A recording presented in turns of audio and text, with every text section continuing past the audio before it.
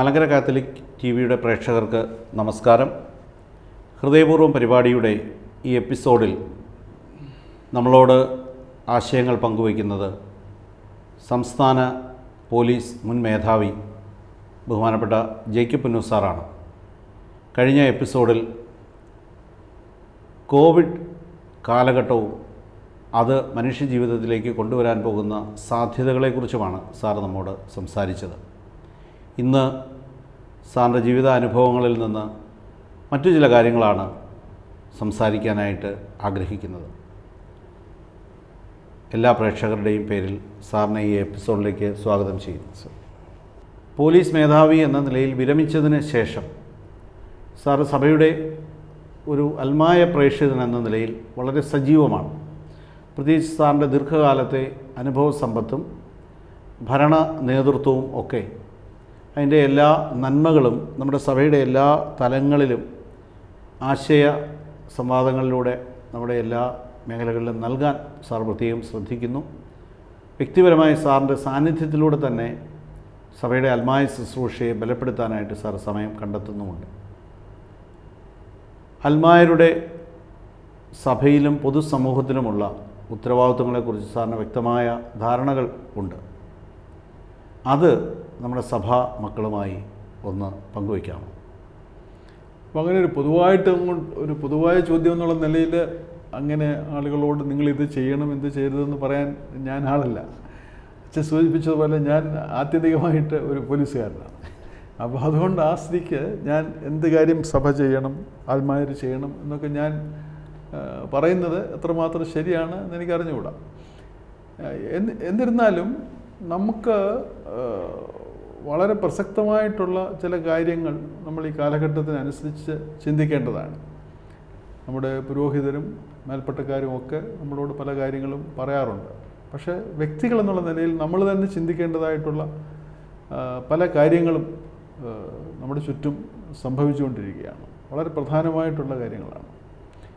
ഒന്ന് നാം മനസ്സിലാക്കേണ്ടത് ഈ കുടുംബം എന്ന് പറഞ്ഞ ഒരു സംഗതിയാണ്. കുടുംബം ഈ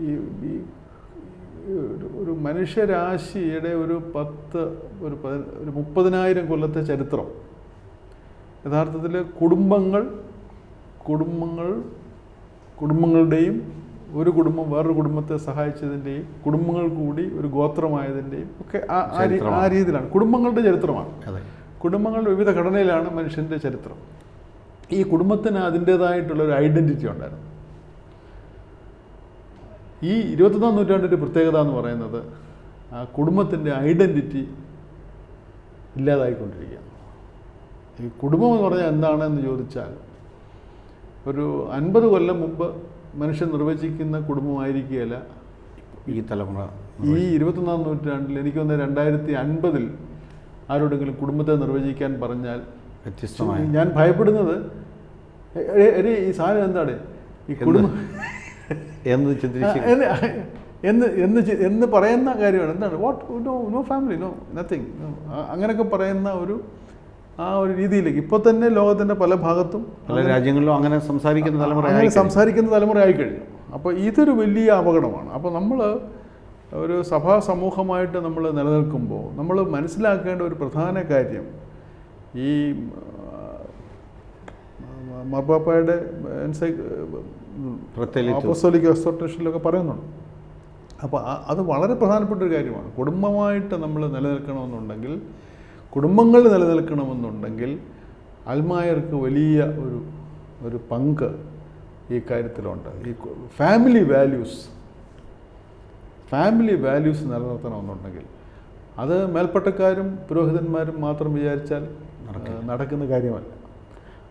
ഈ കുടുംബങ്ങളുടെ സോളിഡാരിറ്റി, സഹോദരന്മാർ തമ്മിലുള്ള ഭാര്യയും ഭർത്താവുമായിട്ട് സ്നേഹബന്ധം, മക്കളുമായിട്ടുള്ള ബന്ധം, സഹോദരന്മാരുമായിട്ടുള്ള ബന്ധം, കുടുംബങ്ങൾ തമ്മിലുള്ള ബന്ധം, ഇത് വളരെ വളരെ പ്രധാനപ്പെട്ടതാണ്. നമ്മുടെ ആധ്യാത്മിക ജീവിതത്തിനും നമ്മുടെ സാമൂഹ്യ ജീവിതത്തിനും നമ്മുടെ സമൂഹത്തിൻ്റെ നിലനിൽപ്പിനും ആത്യന്തികമായി നമ്മുടെ തന്നെ അസ്തിത്വത്തിനും വളരെ പ്രധാനപ്പെട്ട ഒരു കാര്യമാണ് കുടുംബവും കുടുംബ ബന്ധങ്ങളും.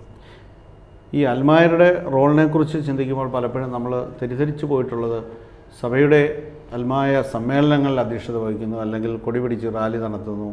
അതിനപ്പുറത്തേക്ക് സാറി പറഞ്ഞതുപോലെ യഥാർത്ഥത്തിൽ ഒരു അൽമായൻ്റെ ശ്രേഷ്ഠമായ വിളി കുടുംബത്തിലാണ് ദൈവം നൽകിയിരിക്കുന്നത്, വലിയ നിയോഗം. ആ ഒരു കാഴ്ചപ്പാട് നമുക്ക് വേണ്ടതായിട്ടുണ്ട്. അത് കാരണം ഈ സഭ നിലനിൽക്കുന്നത് തന്നെ കുടുംബങ്ങളിലാണ്. അല്ലെങ്കിൽ കുടുംബങ്ങളിൽ സഭയില്ലെങ്കിൽ സഭയിൽ കുടുംബങ്ങളില്ല.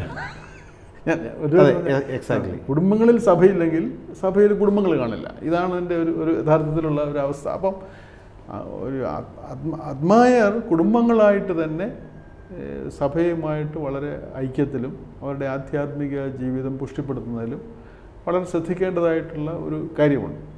പ്രത്യേകിച്ചും ഇക്കാലത്ത് ഈ കുടുംബങ്ങൾ വലിയ വെല്ലുവിളി നേരിടുന്ന കാലത്ത് ഒന്ന്, കുടുംബങ്ങളുടെ ഘടന തന്നെ മാറുന്നു. വൃദ്ധരായിട്ടുള്ള മാതാപിതാക്കളുടെ പ്രശ്നം, ദൂരസ്ഥലങ്ങളിൽ ജോലിയെടുക്കുന്ന മക്കളുടെ വിഷയങ്ങൾ, ഒരു കുടുംബത്തിൽ തന്നെ ഭാര്യയും ഭർത്താവും വിദൂര സ്ഥലങ്ങളിൽ ജോലി ചെയ്ത് വല്ലപ്പോഴും മാത്രം കാണുന്ന പ്രശ്നങ്ങൾ. അപ്പോൾ ഇങ്ങനെയൊക്കെ വരുമ്പോൾ കുടുംബം തന്നെ ഒരർത്ഥത്തിൽ മാനസികമായി തന്നെ ശിഥിലീകരിക്കപ്പെടാനുള്ള സാധ്യതയുണ്ട്.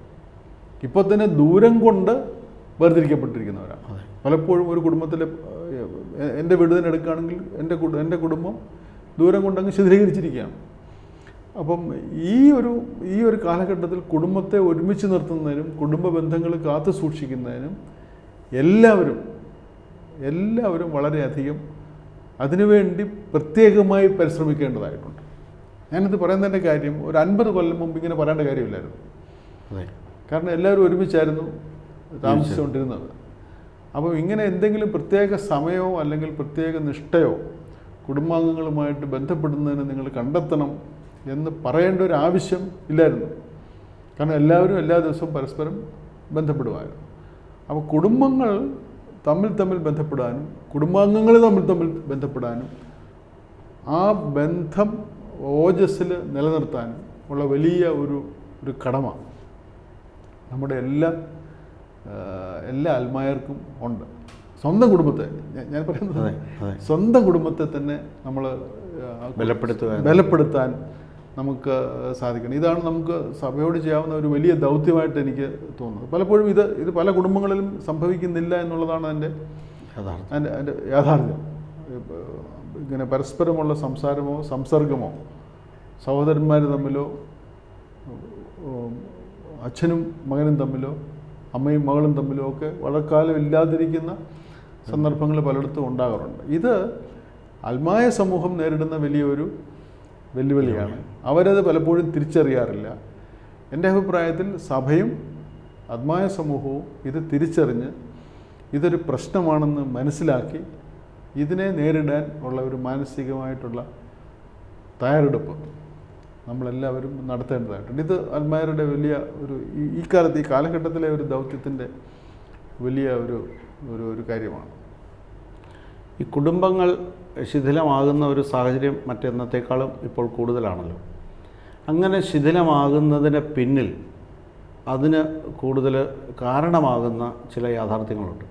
സാറിൻ്റെ നിരീക്ഷണത്തിൽ 1, 2, 3 എന്ന് പറഞ്ഞ് നമ്മൾ പറയാൻ തുടങ്ങിയാൽ അതിനുള്ള കാരണങ്ങൾ എന്തൊക്കെയാണെന്ന് സാറിൻ്റെ ഒരു നിരീക്ഷണം എന്താണ്? ഒന്ന്, നമ്മുടെ ഈ സമ്പത്ത് ആർജിക്കുന്നതിന് നമ്മൾ വലിയ പ്രാധാന്യം കൊടുക്കുന്നു. അതായത് നമുക്ക് എത്ര സമ്പത്ത് വേണമെന്നുള്ളത് നമ്മൾ ആദ്യം തന്നെ അങ്ങ് തീരുമാനിക്കണം. നമുക്ക് എത്രയാണ് സമ്പത്ത്? ഞാനൊരു സർക്കാർ ജോലി കയറുകയാണ്, ഇപ്പോൾ എനിക്ക് ന്യായമായിട്ട് ആഗ്രഹിക്കാം ഞാനൊരു DGP ആയിട്ട് എനിക്ക് അത്രയും മതി എന്ന് ഞാൻ ചിന്തിക്കണം. അല്ലാതെ ഞാൻ DGP ആയിട്ട് റിട്ടയറിന് ശേഷം അതിനുശേഷം ഞാൻ കൊടുമുടി എവറസ്റ്റ് കയറി ഞാൻ DGP ആയിട്ട് റിട്ടയറിന് ശേഷം ഞാൻ എവറസ്റ്റിൻ്റെ മണ്ടേ കയറുമെന്ന് പറഞ്ഞാൽ ഞാൻ കാലൊടിഞ്ഞ് കിടക്കുമെന്നല്ലാതെ ഒന്നും പറ്റില്ല. അപ്പോൾ ഈ അത്യാഗ്രഹം, സുപ്രീം കോടതി ചീഫ് ജസ്റ്റിസ് മുഖ്യമന്ത്രിയാവാൻ പോയിരിക്കുകയാണ്. അത്യാഗ്രഹം നമ്മുടെ ജീവിതത്തിൽ നിന്ന് ഒഴിവാക്കണം. ഇനി ഏതെങ്കിലും കാരണവശാൽ നമ്മൾ പ്രത്യേകമായിട്ട് ഒന്നും പരിശ്രമിക്കാതെ ദൈവാനുഗ്രഹം കൊണ്ടും മറ്റു കാര്യങ്ങൾ കൊണ്ടും അവസരങ്ങൾ വന്ന് നമുക്ക് കിട്ടുകയാണെങ്കിൽ നല്ലത് തന്നെ. പക്ഷേ നമുക്ക് എന്തുമാത്രം വരുമാനം വേണം, നമുക്കായിട്ട് എത്രമാത്രം വരുമാനം വേണമെന്ന് നമ്മളങ്ങ് തീരുമാനിക്കണം. നമുക്ക് അതിൽ കൂടുതൽ വരുമാനം ഉണ്ടെങ്കിൽ അത് മറ്റുള്ളവർക്ക് കൊടുത്തേക്കാം, ദൈവമായിട്ടൊരു കരാറ് വെച്ച് അങ്ങനെ നമുക്ക് ചെയ്യാം. ഇപ്പോൾ എനിക്ക് ഇപ്പോൾ 2 ലക്ഷം രൂപ കൊണ്ട് എനിക്ക് ജീവിക്കാമെങ്കിൽ എനിക്ക് പറയാം, എനിക്ക് 2 ലക്ഷം രൂപയിൽ കൂടുതൽ വരുമാനം കിട്ടുകയാണെങ്കിൽ അത് ഞാൻ എടുക്കുന്നില്ല. അങ്ങനെ എനിക്ക് 5 ലക്ഷം രൂപ എനിക്ക് എല്ലാ മാസവും കിട്ടാനുള്ള സാധ്യത ദൈവം തുറന്നു തരികയാണെങ്കിൽ ഞാനത് സ്വീകരിക്കുന്നു. പക്ഷേ ആ 3 ലക്ഷം ഞാൻ എടുക്കുകയില്ല, മറ്റൊരാൾക്ക് കൊടുക്കും. അപ്പോൾ അങ്ങനെയൊക്കെ നമ്മളങ്ങോട്ട് ചിന്തിച്ചാൽ ഞാൻ അച്ഛൻ നേരത്തെ പറഞ്ഞ ശിഥിലീകരണത്തിന് വലിയൊരു, കാരണം നമ്മൾ പകർന്നു കൊടുക്കുന്ന ഒരു വാല്യൂ എന്ന് പറയുന്നത് നമ്മൾ എത്രയും കൂടുതൽ എത്രയും കൂടുതൽ ഏൺ ചെയ്യുക. അപ്പോൾ ഏൺ ചെയ്യാൻ അങ്ങോട്ട് നമ്മൾ ശ്രമിക്കുന്നുണ്ടെന്നെ ആർത്തി തീരുന്നില്ല. അതിൻ്റെ ഫസ്റ്റ് കട്ട് വരുന്നത് നമ്മുടെ സമയത്തിലാണ്, നമ്മുടെ സമയം. അപ്പോൾ എനിക്ക് 2 മണിക്കൂർ ജോലി ചെയ്താൽ 1000 രൂപ കിട്ടുമെങ്കിൽ എനിക്ക് 4 മണിക്കൂർ ജോലി ചെയ്താൽ ഞാൻ മൾട്ടിപ്ലൈ ചെയ്ത് പോവാണ്. അപ്പോൾ 8 മണിക്കൂർ ഞാൻ ജോലി ചെയ്താൽ എനിക്ക് മണിക്കൂറിന് 1000 വെച്ച് എനിക്ക് 8000 രൂപ കിട്ടും. പക്ഷേ 8000 രൂപ കൊടുക്കണോ എൻ്റെ മക്കളുമായിട്ട് ഞാൻ 2 മണിക്കൂർ ചിലവാക്കണമെന്ന് നോക്കുമ്പോൾ ഞാൻ തീരുമാനിക്കും മക്കളുടെ കാര്യം പോയിക്കോളും, ഞാൻ ഈ പൈസ ഉണ്ടാക്കിയിട്ട് 2000 രൂപ ഈ 2000 രൂപ മക്കൾക്ക് കൊടുക്കുന്നതാണ് കൂടുതൽ പ്രധാനമെന്ന് പലരും ചിന്തിക്കും. ചിലപ്പോൾ അത് നല്ലതായിരിക്കും, മക്കൾക്ക് 2000 രൂപ കിട്ടിയ മക്കൾക്ക് സന്തോഷം, അച്ഛനും സന്തോഷം.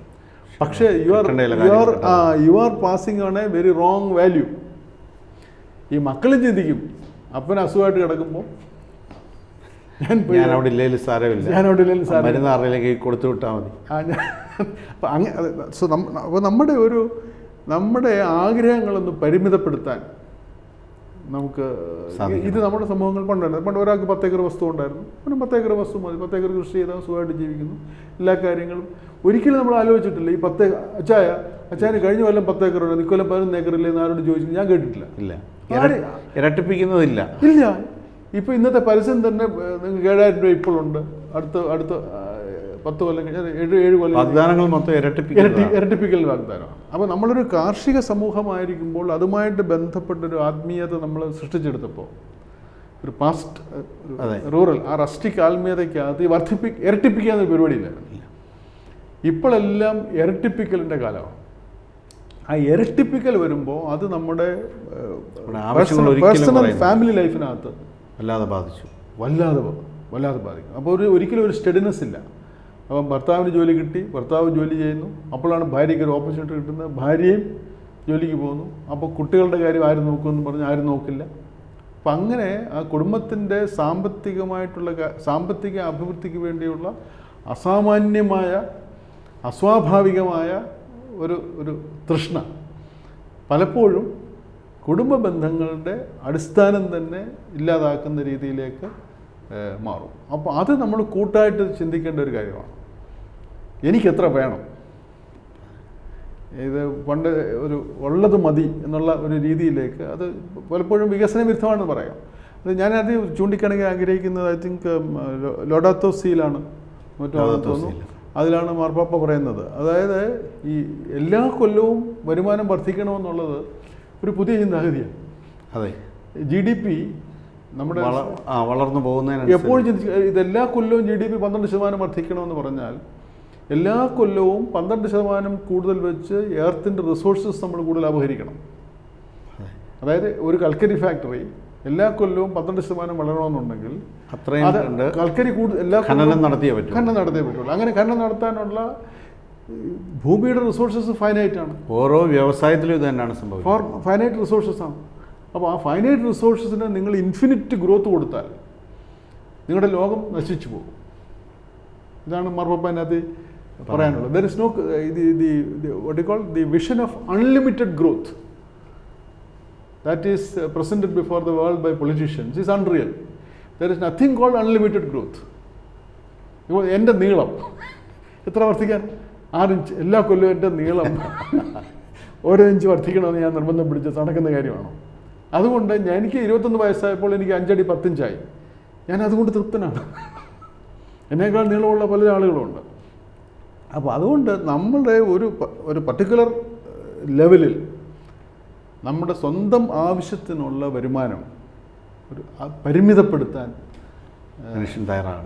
മനുഷ്യൻ തയ്യാറായെങ്കിൽ കുടുംബ ബന്ധങ്ങൾ നല്ലതാവും. കാരണം കൂടുതൽ ഏൺ ചെയ്യേണ്ടെന്നല്ല ഞാൻ പറയുന്നത്. എനിക്ക് വളരെ വളരെ പണക്കാരായിട്ടുള്ള പല ആളുകളെ എനിക്കറിയാം. അവരാരും തന്നെ അവരുടെ സ്വന്തം ആവശ്യത്തിന് വേണ്ടി ഒരു പരിധി കൂടുതൽ ഉപയോഗിക്കുന്നില്ല. അത് അവരുണ്ടാക്കുന്ന സംഘടന ഒന്നിൽ അവരുടെ എംപ്ലോയീസിന് കൊടുക്കും, അല്ലെങ്കിൽ അവരുടെ ബന്ധുക്കൾക്ക് കൊടുക്കും, പാവങ്ങൾക്ക് കൊടുക്കും. 10,000 പേരെ ഞാൻ എംപ്ലോയ് ചെയ്യാം, കാരണം എൻ്റെ ഫാക്ടറിയിൽ നിന്ന് ഞാൻ ഉണ്ടാക്കുന്ന എൻ്റെ ആവശ്യത്തിന് വേണ്ടി ഞാൻ 5 ലക്ഷം എടുക്കുന്നുള്ളൂ. ബാക്കി ഇനി ഇപ്പോൾ നമ്മുടെ വളരെ ഫേമസ് ആയിട്ടുള്ള ആളുകളൊക്കെ ഫാക്ടറിയുടെ 95% അവരുടെ വർക്കേഴ്സിനാണ് കൊടുക്കുന്നത്. അപ്പോൾ ആ രീതിയിലാണെങ്കിൽ വലിയ കുഴപ്പമില്ല. ഈ ഒരു നമ്മുടെ സ്വന്തം ആവശ്യത്തിന് വേണ്ടി, നമ്മുടെ സ്വന്തം സുഖത്തിന് വേണ്ടി നമ്മൾ സമ്പാദിച്ചു കൂട്ടുന്നത്, അതിന് നമ്മൾ തന്നെ ഒരു സീലിംഗ് വെക്കണം. ഇത് കുടുംബ ബന്ധങ്ങൾക്ക് വളരെ ഞാൻ സാധാരണ പറയുന്നത് വേറെ കാര്യങ്ങളാണ്. ഞാനീ പറയുന്നത് കുടുംബ ബന്ധവും കുടുംബങ്ങളിൽ നമ്മൾ ചിലവാക്കുന്ന സമയവും നമ്മുടെ മറ്റ് കുടുംബം എന്ന് പറയുമ്പോൾ the larger family is also included. അവർ ബ്രദേഴ്സ്, അവർ സിസ്റ്റേഴ്സ്, അവർ കസിൻസ്, ഇവരുമായിട്ടൊക്കെ ചിലവാക്കുന്ന സമയം വളരെ വളരെ പ്രധാനമാണ്. നമ്മളിപ്പോൾ ഒരു കാലം വന്നു കഴിഞ്ഞ് നമ്മുടെ സെക്കൻഡ് കസിൻസിനെ അറിയാവുന്നത് തന്നെ വളരെ കുറവില്ല. ഒരാൾ നിൻ്റെ സെക്കൻഡ് കസിനാണെന്ന് പറഞ്ഞാൽ എനിക്കറിഞ്ഞുകൂടാന്നാണ് പറയുന്നത്. ഇതൊരു 50 കൊല്ലം മുമ്പ് ചിന്തിക്കാവുന്ന ഒരു കാര്യമല്ല. 3-4 തലമുറകൾ അറിയാവുന്ന ഒരു കാലഘട്ടത്തിൽ നിന്ന് ജസ്റ്റ് ഓൺ ബ്രദേഴ്സിനെ തന്നെ അറിയത്തില്ല. വഴി കണ്ടാൽ ചിലപ്പോൾ തെറ്റിപ്പോകും. 30 കൊല്ലമായിട്ട് സ്വന്തം ബ്രദറെ കാണാത്ത ഒരാളെ ഞാൻ ഇവിടെ കണ്ടു. അങ്ങനെയാണ്. ഒരുത്തിന് ഓസ്ട്രേലിയയിലും വേറൊരുത്തിന് അമേരിക്കയിലുമാണ്. അവിടെ തണുപ്പാകുമ്പോൾ അവിടെ ചൂടാണ്, തമ്മിൽ കാണുന്നില്ല. അപ്പോൾ അങ്ങനെയുള്ള കാര്യങ്ങളാണ്. അപ്പം അതൊന്നും മാറിയതിന് ശേഷം ഈ പരസ്പര ബന്ധങ്ങൾക്കായിട്ട് സമയം കണ്ടുപിടിക്കാൻ നമുക്ക് സാധിക്കണമെന്നുണ്ടെങ്കിൽ നമ്മുടെ വരുമാനം, it is the clash between economy and economics of the family and the relationship matrix of the family. ഇതാണ് യഥാർത്ഥത്തിലുള്ള ക്ലാഷ്. അത് നിയന്ത്രിക്കാൻ നമുക്ക് സാധിച്ചാലേ നമുക്ക് കുടുംബ ബന്ധങ്ങൾ ഊഷ്മളമാക്കാൻ പറ്റുള്ളൂ എന്നാണ് ഇത് വലിയൊരു വിഘാതമാണ്. സംസ്ഥാന പോലീസ് മേധാവിയായി വിരമിച്ചതുകൊണ്ടൊരു ചോദ്യമാണ് സാറിൻ്റെ ശ്രദ്ധയിൽ വളരെ നിരീക്ഷണത്തിൽ വരുന്ന ഒരു വിഷയമാണ്. സമീപകാലത്തെ ഇപ്പോൾ തന്നെ നമ്മൾ ഇന്നിവിടെ ഇരിക്കുമ്പോൾ കഴിഞ്ഞ രാത്രിയിൽ വിയന്നയിലും ഫ്രാൻസിലുമൊക്കെ നടന്ന തീവ്രവാദ വിഷയങ്ങൾ, ആ തീവ്രവാദവുമായി ബന്ധപ്പെട്ട അനേകം കാര്യങ്ങൾ കേരളത്തിലെപ്പോഴും ഇങ്ങനെ ഒരു ആരോപണങ്ങൾ നിൽക്കുന്നു. മനുഷ്യന് ഭീതിയുണ്ട് അതിനെക്കുറിച്ച്. സംഘടിതമായ രീതിയിൽ തീവ്രവാദത്തിൻ്റെ വേരുകൾ ഇവിടെയും ശക്തിപ്പെടുന്നു എന്നൊരു ആകുലത ഉണ്ട്. സാറിൻ്റെ ഒരു നിരീക്ഷണവും വിലയിരുത്തലും എന്താണ്? അപ്പം അതായത് ഈ ടെററിസത്തിൻ്റെ ബാക്ക്ഗ്രൗണ്ടിൽ പറയുമ്പോൾ ഇപ്പോൾ നമ്മുടെ ഇപ്പോൾ മാർപ്പാപ്പയുടെ ഏറ്റവും അവസാനത്തെ ചാക്രിക ലേഖനത്തിൽ അതിനകത്ത് നിന്ന് കോട്ടിയിരിക്കുന്നത്, അതിനകത്ത് നല്ലൊരു ശതമാനം കോട്ടിയിരിക്കുന്നത് തന്നെ അബുദാബിയിലെ ഗ്രാൻഡ് മോസ്കിൽ വെച്ച് അവർ അബുദാബിയിലെ ചീഫ് ഇമാമുമായിട്ട് അദ്ദേഹം നടത്തിയ ഒരു കരാറിൻ്റെ പിതാവ് നടത്തിയ കൂടിക്കാഴ്ചയുടെ പ്രഖ്യാപനമാണ് അദ്ദേഹത്തിൻ്റെ ചാക്രിക ലേഖനത്തിലെ ഒരു പ്രധാന ഒരു കോട്ട് തന്നെ. അപ്പോൾ അതിൽ നമ്മൾ മനസ്സിലാക്കേണ്ടത് എന്താണ്, നമ്മൾ ഈ ടെററിസത്തെ എതിർക്കുമ്പോൾ, ഞാൻ അത് പറഞ്ഞാലേ അതിന് കണ്ടക്ഷൻ വരുള്ളൂ, അതുകൊണ്ടാണ് ഞാൻ പറഞ്ഞത്. അത് ടെററിസത്തെ എതിർക്കുമ്പോൾ നമ്മൾ എതിർക്കേണ്ടത് മതത്തെ അല്ല, അതെ തീവ്രവാദത്തെ തന്നെയാണ്. തീവ്രവാദമാണ്. ഈ തീവ്രവാദം എന്ന് പറയുന്നത് ഒരു പർട്ടിക്കുലർ മതത്തിൻ്റെ ആശയഗതിയല്ല. ആ മതത്തെ ദുരുപയോഗപ്പെടുത്താൻ വേണ്ടി ചില ലൗകിക ശക്തികൾ ലൗകികമായിട്ടുള്ള ചില ഉദ്ദേശ ലക്ഷ്യങ്ങൾ വെച്ച് ആ മതത്തെ അതിനുവേണ്ടി ഉപയോഗിക്കുന്നതാണ് എന്നുള്ള തിരിച്ചറിവ് നമുക്ക് വേണം. എന്നാൽ മാത്രമേ നമുക്ക് ടെററിസത്തെ നേരിടാൻ സാധിക്കുകയുള്ളൂ. ഇതാണ് എൻ്റെ മനസ്സിലാക്കേണ്ടത്. Unless you diagnose A disease you can never treat that disease. ഉദാഹരണത്തിന് ഒരാൾക്ക് അപസ്മാരം വരുന്നത് പിശാചിൻ്റെ ബാധയാണെന്ന് പറഞ്ഞ് അയാളെ തല്ലിയാൽ നമുക്ക് അപസ്മാരം ഒരിക്കലും ചികിത്സിക്കാൻ പറ്റില്ല. അതുപോലെ ഈ ടെററിസം എന്ന് പറയുന്നതും ഒരു മതത്തിൻ്റെ കാര്യമല്ല. അത് യഥാർത്ഥത്തിൽ അതൊരു മതനിഷേധത്തിൻ്റെ കാര്യമായിട്ട് നമ്മൾ മനസ്സിലാക്കണം. ഒരു മതത്തിനെ വേറൊരു ദുരുപയോഗപ്പെടുത്തുന്ന കാര്യമായിട്ട് നമ്മളതിനെ മനസ്സിലാക്കണം. അങ്ങനെ നമ്മളതിനെ എതിർക്കുകയും വേണം. തീർച്ചയായിട്ടും ഇപ്പം ലോകത്തിൽ നടന്നുകൊണ്ടിരിക്കുന്നത് വളരെ പ്രയാസമേറിയ ഒരു സംഗതിയാണ്. അതായത് ഇന്നത്തെ ലോകത്തിന് ഏറ്റവും വലിയ വെല്ലുവിളി ഉയർത്തുന്നത് പാൻ ഇസ്ലാമിക് ടെററിസമാണ്. ഈ പറയുന്ന പാൻ ഇസ്ലാമിക് ISD മോഡലിലുള്ള ടെററിസമാണ്. അത് പാൻ ഇസ്ലാമിസം. അതിപ്പോൾ ഇസ്ലാം എന്ന് പറയുന്ന മതം എല്ലാ രാഷ്ട്രങ്ങളിലും മേൽക്കോയ്മ ഉണ്ടായിരിക്കണം, എല്ലാ സ്ഥലത്തും മതാധിഷ്ഠിത ഭരണക്രമം വരണം എന്നും മറ്റുമുള്ള ഒരു ആശയഗതിയാണ്. ചിന്താഗതിയിൽ അധിഷ്ഠിതമായിട്ടുള്ള സംഗതിയാണ്. ഇസ്ലാം ഒരിക്കലും അങ്ങനെ പറയുന്നില്ല. അത് ഇസ്ലാം പറയുന്നതല്ല. ഇസ്ലാം പറയുന്നില്ല. ഉദാഹരണത്തിന് നമ്മുടെ ബൈബിൾ നമ്മൾ വായിച്ചാൽ ദൈവരാജ്യം വരണമെന്ന് നമ്മൾ പ്രാർത്ഥിക്കും. ദൈവരാജ്യം വരണമെന്ന് പ്രാർത്ഥിക്കും. ദൈ വിൽ ബി ഡൺ എന്ന് നമ്മൾ എല്ലാ ദിവസവും പ്രാർത്ഥിക്കുന്നുണ്ട്. അപ്പോൾ ദൈവത്തിൻ്റെ ആഗ്രഹം എല്ലാ സ്ഥലത്തും നടക്കണം, ദൈവം എല്ലാ സ്ഥലത്തും വേണം, അങ്ങനെ ദൈവരാജ്യം ഉണ്ടാകണം, ഭൂമിയിൽ ദൈവരാജ്യം സൃഷ്ടിക്കപ്പെടണം, നമ്മുടെ സഭയ്ക്ക് ഇങ്ങനെ നമ്മൾ പലതും പറയുന്നുണ്ട്. അതായത് ക്രിസ്തുവിന് വേണ്ടി നമ്മൾ പോരാളികളാകണം, നമ്മളെല്ലാം ക്രിസ്തുവിൻ്റെ പടയാളികളാണ്. ഇതൊക്കെ നമ്മളും പറയാറുള്ള കാര്യങ്ങളാണ്. ഈ പറയുന്ന കാര്യങ്ങൾ നമ്മൾ മനസ്സിലാക്കുന്ന അർത്ഥത്തിൽ തന്നെ ആയിരിക്കണം എല്ലാവരും മനസ്സിലാക്കേണ്ടത്. ഇപ്പോൾ ഇസ്ലാമിൻ്റെ ഏതെങ്കിലും പുസ്തകത്തിലോ ഇസ്ലാമിൻ്റെ ഏതെങ്കിലും ടീച്ചിങ്ങിലോ ഒക്കെ ഇങ്ങനെയുള്ള വാചകങ്ങളുണ്ടെങ്കിൽ ആ വാചകം എഴുതപ്പെട്ടിരിക്കുന്ന സെൻസിൽ തന്നെ ഈ അർത്ഥത്തിൽ തന്നെ നമ്മൾ ക്രിസ്തുവിൻ്റെ പടയാളികളാണെന്ന് നമ്മൾ ഏതർത്ഥത്തിൽ മനസ്സിലാക്കുന്നു ആ അർത്ഥത്തിൽ തന്നെ ആയിരിക്കണം അവരും യഥാർത്ഥത്തിൽ മനസ്സിലാക്കുന്നതും അങ്ങനെ തന്നെയാണ്. നമ്മുടെ പരിചയത്തിലൊക്കെ എത്രയോ മൗലവിമാരും എത്രയോ ഇമാന്മാരുമാണ്. അവരെല്ലാവരും തന്നെ അതിനെയെല്ലാം ഒരു ആത്മീയ അർത്ഥത്തിലാണ് ഇതെല്ലാം മനസ്സിലാക്കുന്നത്. ആത്മീയ അർത്ഥത്തിൽ പറഞ്ഞിട്ടുള്ള ഒരു സംഗതിയെ ലൗകികാർത്ഥത്തിൽ, രാഷ്ട്രീയാർത്ഥത്തിൽ, ഭൂമിയുടെ അധീനാവകാശത്തിൽ, നമ്മുടെ മാനുഷിക സമൂഹത്തിൻ്റെ ഘടനാ സംബന്ധമായ സന്ദർഭങ്ങളിൽ തെറ്റായി വ്യാഖ്യാനിച്ച് അതിന് അക്രമത്തിൻ്റെയും യുദ്ധത്തിൻ്റെയും പരിവേഷം നൽകുമ്പോഴാണ് ടെററിസം ഉണ്ടാകുന്നത്. അതൊരിക്കലും ശരിയായിട്ടുള്ള സംഗതിയല്ല. അത് എതിർക്കപ്പെടേണ്ടത് തന്നെയാണ്. അപ്പോൾ അതിനെ എതിർക്കുന്നതിന് നമ്മൾ ആദ്യം അതിനെ ടെററിസമായിട്ട് ഐഡൻറ്റിഫൈ ചെയ്യണം. ഒരു ടെററിസ്റ്റ് മൂവ്മെൻ്റ് ഉണ്ടെങ്കിൽ ആ ടെററിസ്റ്റ് മൂവ്മെൻറ്റ് ഇത് ടെററിസമാണെന്ന് ചൂണ്ടിക്കാണിക്കാൻ നമ്മൾ തയ്യാറാകണം.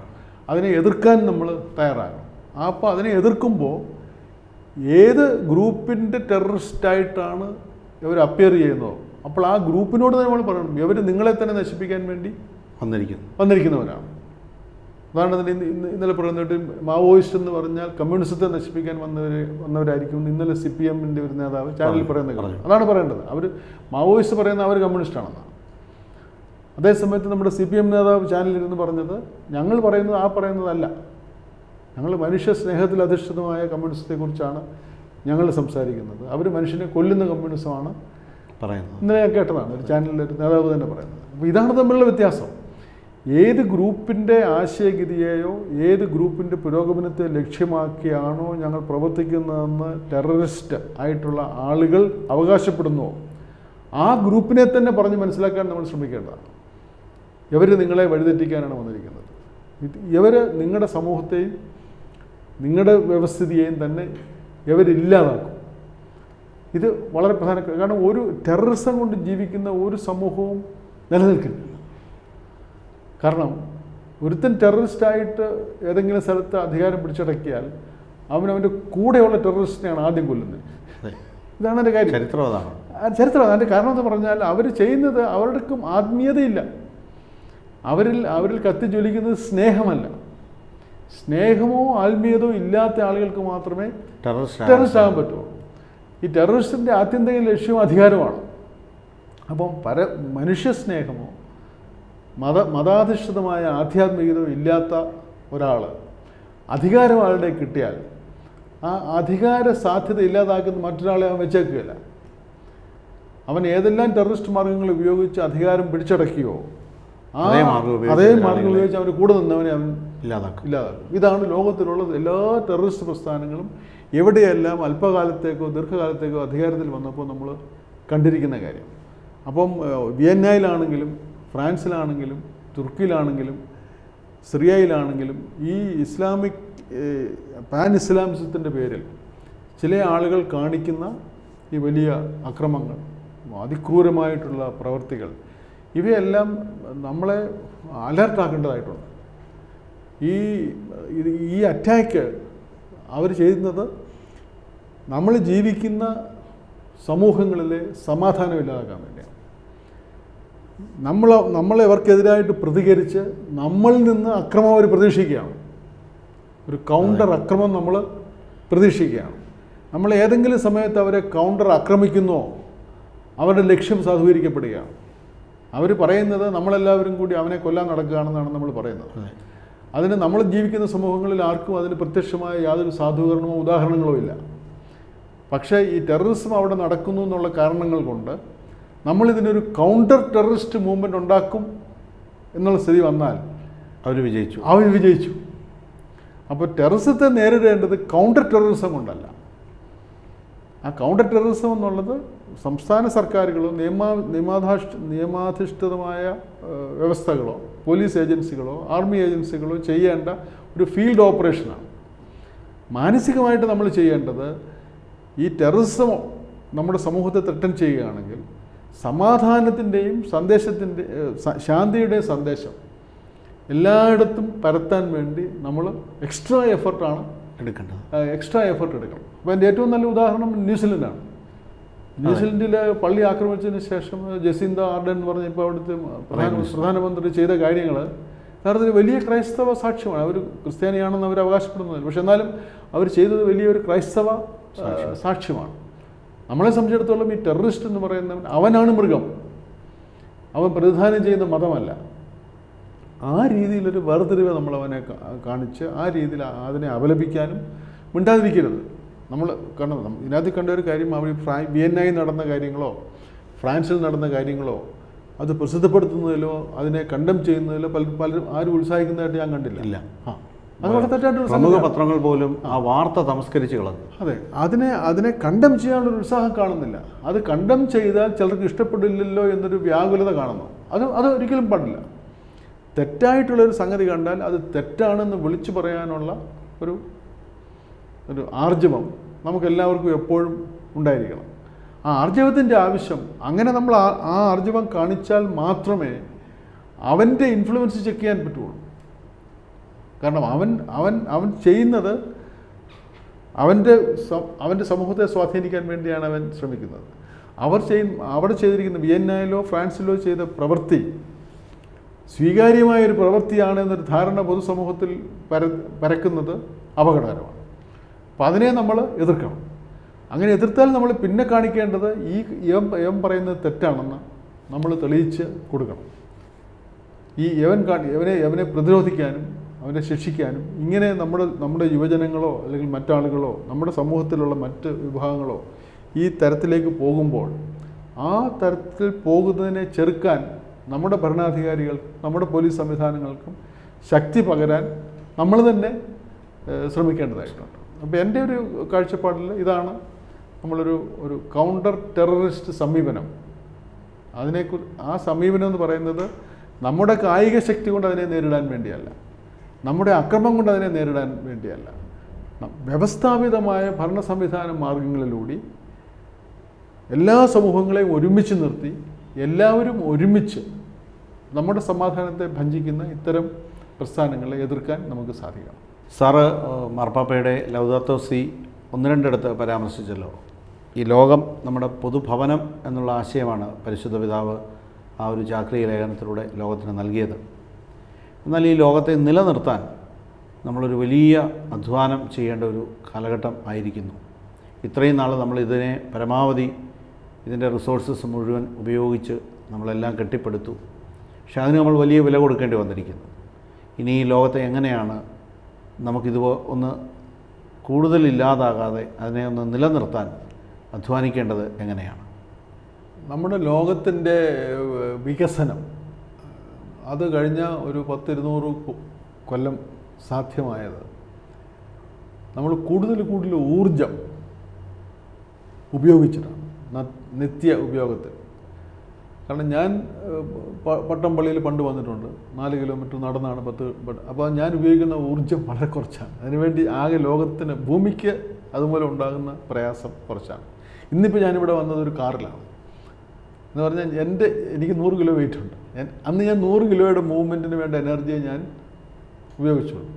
ഇന്ന് എൻ്റെ കാറിനും എൻ്റെ കൂടെ വന്ന ഡ്രൈവർക്ക് ഉൾപ്പെടെ ഏതാണ്ട് 1 ടണ്ണാണ് ഞാനിവിടെ വന്നപ്പം 1 ടൺ, ഏതാണ്ട് 5 കിലോമീറ്റർ യാത്ര 100 കിലോ ഉള്ള ഞാൻ 5 കിലോമീറ്റർ യാത്ര ചെയ്യുന്നതിന് പകരം ഞാനിപ്പോൾ ചെയ്തത് എന്താ, 1 ടൺ വാഹനവുമായിട്ട് വന്നു. അപ്പോൾ അത്ര എനർജിയാണ്. അപ്പോൾ നമ്മൾ ഈ മൊത്തത്തിൽ ജീവിത സൗകര്യങ്ങളെന്ന് പറയുന്നതെല്ലാം യഥാർത്ഥത്തിൽ നമ്മൾ കൂടുതൽ ഊർജ്ജം ഉപയോഗിക്കുന്നതിനാണ് വികസനം എന്ന് പറയുന്നത്. നമ്മൾ പണം എന്ന് പറയുന്നുണ്ടെങ്കിൽ യഥാർത്ഥത്തിൽ കൂടുതൽ എനർജി ഉപയോഗിക്കുന്നുണ്ട്. നമ്മൾ പ്ലെയിനിൽ പോകുമ്പോഴൊക്കെ നമ്മൾ ഒരുപാട് എനർജിയാണ് ഉപയോഗിക്കുന്നത്. നമ്മൾ ട്രെയിനിൽ പോകുമ്പോഴും ഒക്കെ എനർജിയുടെ യൂസ് വളരെ കൂടുതലാണ്. ലൈറ്റ് ഉപയോഗിക്കുന്നു, ഫാൻ ഉപയോഗിക്കുന്നു, എയർ കണ്ടീഷണർ ഉപയോഗിക്കുന്നു, ഇതെല്ലാം എനർജിയുടെ ഉപയോഗം. ഈ എനർജിയുടെ ഉപയോഗം കൊണ്ടാണ് ഈ ഭൂമി നമ്മുടെ അവർ കോമൺ ഹോം നശിപ്പിക്കപ്പെടുന്നത്. ഊർജ്ജം ഉപയോഗിക്കുമ്പോൾ ആ ഊർജ്ജം നമ്മുടെ അന്തരീക്ഷത്തെ ചൂടാക്കും. ഉപയോഗിക്കപ്പെടുന്ന എല്ലാ ഊർജ്ജവും ഭൂമിയുടെ ചൂട് വർദ്ധിപ്പിക്കുന്നു. അപ്പോൾ നമ്മൾ യഥാർത്ഥത്തിൽ ചെയ്യേണ്ടത് നമ്മുടെ ജീവിത സൗകര്യങ്ങൾ ഊർജത്തിൻ്റെ ഉപയോഗം കുറയ്ക്കുക എന്നുള്ളതാണ് നമ്മളെല്ലാവരും ചെയ്യേണ്ട ഒരു സംഗതി. അപ്പോൾ അതിനായിട്ടുള്ള പരിപാടികളാണ് നമ്മൾ നമ്മുടെ ജീവിതത്തിൽ ആസൂത്രണം ചെയ്ത് നടപ്പാക്കേണ്ടത്. അപ്പോൾ ഒന്ന് നമ്മൾ റിന്യൂവബിൾ എനർജി ഊർജ്ജം എടുക്കാൻ നമ്മൾ കൽക്കരി ഉപയോഗിക്കാം, എണ്ണ ഉപയോഗിക്കാം, ഫോസിൽ ഫ്യൂവൽസ് എല്ലാം കത്തിക്കാം. ഫോസിൽ ഫ്യൂവൽസ് കത്തിച്ചാൽ നമ്മൾ കുറച്ച് കഴിയുമ്പോഴത്തേക്ക് ഭയങ്കരമായിട്ട് ഭൂമി ഗ്ലോബൽ വാർമിങ്ങിലേക്ക് പോകും. സൂര്യൻ്റെ എനർജി എന്ന് പറഞ്ഞാൽ അതെപ്പോഴും ഇങ്ങനെ വന്നുകൊണ്ടിരിക്കുകയാണ്. അതല്ലെങ്കിൽ നമ്മൾ ഉപയോഗിച്ചില്ലല്ലോ അത് സൂര്യൻ്റെ എനർജി ഭൂമിയിലേക്ക് വന്നുകൊണ്ടിരിക്കും. അതുകൊണ്ട് ഭൂമിയുടെ ടെമ്പറേച്ചർ സൂര്യൻ്റെ എനർജി കൊണ്ട് it does not get add. അപ്പോൾ കൂടുതലായിട്ട് സോളാർ എനർജിയുടെ തന്നെ വേറൊരു ഭാഗമാണ് വിൻഡ് എനർജി. ഈ സോളാർ എനർജി, വിൻഡ് എനർജി നമ്മൾ കൂടുതലായിട്ട് ഉപയോഗിക്കുന്ന ഒരു രീതിയിലേക്ക് നമ്മൾ മാറണം. ആ സോളാർ എനർജി ഉപയോഗിച്ച് തന്നെ നമുക്ക് പറക്കാമെങ്കിൽ നമുക്ക് പറക്കണം, നമുക്ക് കാർ ഓടിക്കാമെങ്കിൽ നമുക്ക് കാർ ഓടിക്കണം. അപ്പോൾ ഒരു പുതിയ രീതിയിലുള്ള നമ്മുടെ പള്ളികളിലെ ലൈറ്റ്, പള്ളികളിലെ ഫാന്, പള്ളികളിലെ എയർ കണ്ടീഷനിങ് ഇതെല്ലാം സോളാർ ആക്കുകയാണെങ്കിൽ നമുക്ക് ലഭിക്കാൻ പോകുന്നത് ഭൂമിയുടെ എനർജി ബാലൻസ് നമ്മളതുകൊണ്ട് ഡിസ്റ്റർബ് ചെയ്യുന്നില്ല എന്നുള്ളതാണ്. ഇതാണ് നമ്മുടെ യഥാർത്ഥത്തിൽ അനുവർത്തിക്കേണ്ട ഒരു കാര്യം. അപ്പം ഈ ഒരു ജീവിതശൈലിയിലേക്ക് നമ്മൾ മാറണം. അതുപോലെ തന്നെ നമ്മുടെ ഭക്ഷണ സാധനങ്ങളൊക്കെ നമ്മൾ ഉപയോഗിക്കുന്ന ഭക്ഷണം, നമ്മൾ ഉപയോഗിക്കുന്ന വസ്ത്രങ്ങൾ, നമ്മൾ ജനറേറ്റ് ചെയ്യുന്ന വേസ്റ്റ്, ഇതിൻ്റെ എല്ലാം അളവ് കുറയ്ക്കാനും നമുക്ക് സാധിക്കണം. We should not throw away anything. ഉപയോഗമില്ല എന്നും പറഞ്ഞ് നമുക്ക് വലിച്ചെറിയേണ്ട ഒരാവശ്യം ഉണ്ടാകരുത്. കാരണം ഉപയോഗമുള്ളതേ നമ്മൾ വാങ്ങിക്കാവൂ. ഉപയോഗമില്ലാത്ത ഒരു സാധനവും നമ്മൾ വാങ്ങിക്കരുത്. അതുതന്നെ നമ്മുടെ സാമ്പത്തിക സ്ഥിതിയെ തന്നെ മെച്ചപ്പെടുത്തും. കാരണം വലിച്ചെറിയുന്നത് എന്താണ്? ഉപയോഗമില്ലെന്ന് പറഞ്ഞാൽ വലിച്ചെറിയുന്നത്. അതിൻ്റെ അർത്ഥം ഉപയോഗമില്ലാത്ത ഒരു സാധനം നമ്മൾ വാങ്ങിച്ചെന്ന് അതിൻ്റെ യഥാർത്ഥ അർത്ഥം. അപ്പോൾ ഉപയോഗമില്ലാത്തതൊന്നും വാങ്ങിക്കരുത്. എനർജി കൺസംഷൻ മാക്സിമം കുറയ്ക്കുക. ഇതൊക്കെ ചെയ്താൽ മാത്രമേ നമുക്ക് നമ്മുടെ ഭൂമിയെ നിലനിർത്താൻ ഭൂമിയെ രക്ഷിക്കാൻ പറ്റുള്ളൂ. നമുക്ക് ഭൂമിയോട് സ്നേഹമുണ്ടെങ്കിൽ, ഇപ്പോൾ നമ്മുടെ ഭൂമിയും ചന്ദ്രനും ഒക്കെ നമ്മുടെ സഹോദരങ്ങളും സുഹൃത്തുക്കളും അമ്മയും ഒക്കെ ആണെങ്കിൽ, like the Francis Assisi prayer, അങ്ങനെയാണെങ്കിൽ നമ്മൾ ഇങ്ങനെയാണ്, അത് വളരെ മാർദ്ദവത്തോടു കൂടി മാത്രം കുറച്ച്, അതായത് ഞാൻ അച്ഛനെ തൊട്ടാൽ ഇങ്ങനെ തൊടാം, മാർദ്ദവത്തോടു കൂടി തൊടാം, ഇടിക്കാം. ഇത് രണ്ട് രീതിയിലും ഞാൻ അച്ഛനെ സ്പർശിക്കുകയാണ്. പക്ഷേ ഞാൻ അച്ഛനെ ഇങ്ങനെ തൊടുന്നതും വളരെ ശക്തിയിൽ അടിക്കുന്നതും ഒന്ന് അടിയാണ്, ഒന്ന് തലോടലാണ്. നമ്മൾ ഭൂമിയെ തലോടുകയാകാം, ഭൂമിയെ നമ്മൾ മർദ്ദിക്കാൻ പാടില്ല. അപ്പോൾ നമ്മൾ പലപ്പോഴും ചെയ്തുകൊണ്ടിരിക്കുന്നത് നമ്മൾ ഭൂമിയെ മർദ്ദിച്ചുകൊണ്ടിരിക്കുകയാണ്. ആ ഭൂമിയോടുള്ള മർദ്ദനം നമ്മൾ അവസാനിപ്പിച്ചതിന് ശേഷം ഭൂമിയോടൊത്ത് ഭൂമിയെ തലോടി ഭൂമിക്ക് മിനിമം ഡിസ്റ്റർബൻസ് ഉണ്ടാക്കി നമ്മൾ ജീവിക്കാൻ, നമ്മൾ പഠിക്കുക എന്നുള്ളതാണ് യഥാർത്ഥത്തിൽ നമ്മൾ ചെയ്യേണ്ടത്. അതിന് വലിയ വലിയ കാര്യങ്ങൾ നമ്മൾ ഇടവകളായിട്ട് ചെയ്യാം. Very big leadership we can give, very big. As a Catholic community നമുക്ക് ചെയ്യാവുന്ന ഏറ്റവും വലിയ ഒരു സേവനമാണ് ഈ എർത്തിൻ്റെ പ്രൊട്ടക്ഷനും പരിസ്ഥിതിയുടെ പ്രൊട്ടക്ഷനുമായിട്ട് നമ്മൾ സംഘടിതമായിട്ട് നമ്മുടെ ഇടവകാസ്ഥാനത്തിൽ പ്രവർത്തിക്കുന്ന എല്ലാ സംഘടനകളും അവർ പ്രകൃതി സംരക്ഷണം അവരുടേത് ഒരു ആധ്യാത്മിക നിയോഗമായിട്ട് തന്നെ ഏറ്റെടുത്തത്. കാരണം ഈ ഭൂമിയാണ്, ദൈവം സൃഷ്ടിച്ച ഭൂമിയാണ് നമ്മുടെ കോമൺ ഭവനം. ആ ഭവനത്തെ സംരക്ഷിക്കാൻ വേണ്ടി നമുക്ക് ധാരാളം കാര്യങ്ങൾ ചെയ്യാനുണ്ട്. അത് അത്യാവശ്യമാണ്. നമ്മുടെ തന്നെ അതിജീവനത്തിനും മനുഷ്യരാശിയുടെ നിലനിൽപ്പിനും ഇതെല്ലാം അത്യാവശ്യമാണ്. അതുതന്നെയാണ് മാർപ്പാപ്പ നമ്മളെ ഉദ്ബോധിപ്പിക്കുന്നത്. ഹൃദയപൂർവ്വം പരിപാടിയുടെ ഈ എപ്പിസോഡ് ഇവിടെ സമാപിക്കുകയാണ്. കഴിഞ്ഞ 2 എപ്പിസോഡുകളിലായി നമ്മളോട് ആശയങ്ങൾ പങ്കുവച്ചത് സംസ്ഥാന പോലീസ് മുൻ മേധാവിയും തിരുവനന്തപുരം മേജർ അതിരൂപതയുടെ പാസ്റ്റർ കൗൺസിലിൻ്റെ സെക്രട്ടറിയും നമ്മുടെ സഭയുടെ പുഷ്പഗിരി മെഡിക്കൽ കോളേജിൻ്റെ ചീഫ് എക്സിക്യൂട്ടീവ് ഡയറക്ടറുമായ ബഹുമാനപ്പെട്ട ജേക്കബ് പുന്നൂസാറായിരുന്നു. സാറിന് പ്രത്യേകം എല്ലാ പ്രേക്ഷകരുടെയും പേരിൽ നന്ദി.